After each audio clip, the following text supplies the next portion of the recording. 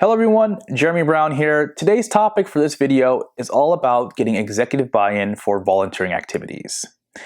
I've had several conversations over the years with people in the startup space that really are driven to get their colleagues involved in the community, but they don't have the support or the mandate from their executive team, which means volunteering is just not going to happen. So the question is, if you are in that situation, what can you do to actually get executive buy-in? Here's how I recommend you go about doing it. Do an audit of all the things your company is spending money on when it comes to team building. Chances are you're spending a lot of money on team building activities. Employee engagement, team building, companies spend billions of dollars every year on these type of activities because they're trying to build a very tight-knit culture.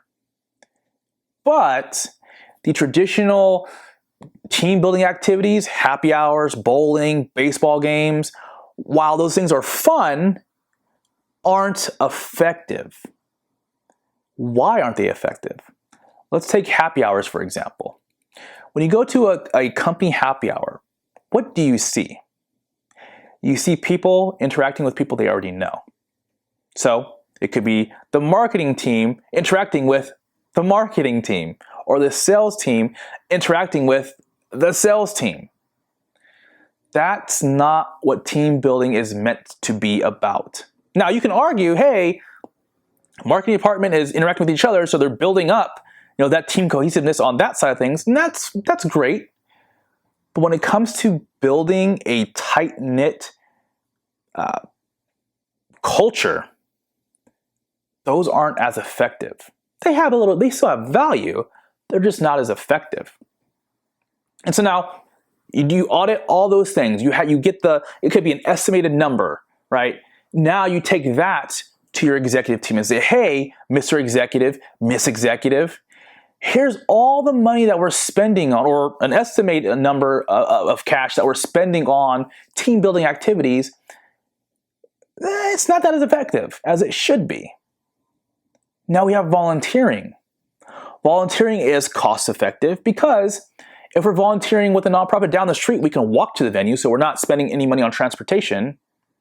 Or if we are spending money on transportation, depending on how many employees are involved, it could be less than $100 or a couple $100 to get to and from the venue space. So it's cost effective. Employees already want to do it. We just need your support. And it's meaningful for the community. It helps the community. And just getting back to the employee side of things, there's tons of research out there that already talks about the value that volunteering brings to the human psyche and overall health. So you have all these things, a triple whammy, cost effective, our team already wants to do it, it's meaningful for the community, triple whammy. If you quadruple whammy if you want to add in the health benefits, isn't that much more effective?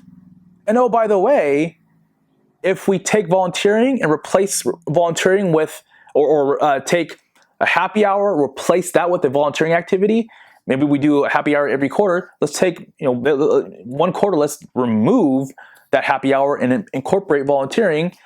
The money that we save from the happy hour can be a donation to that nonprofit, or it can be reinvested in other activities, or reinvested back into the company to hire another employee or two. That's the way to approach getting executive buy-in for volunteering, because you are essentially showing executives the value of volunteering as it relates to their goals and what they're trying to achieve on the executive ranks. They're trying to cut costs where they can, right?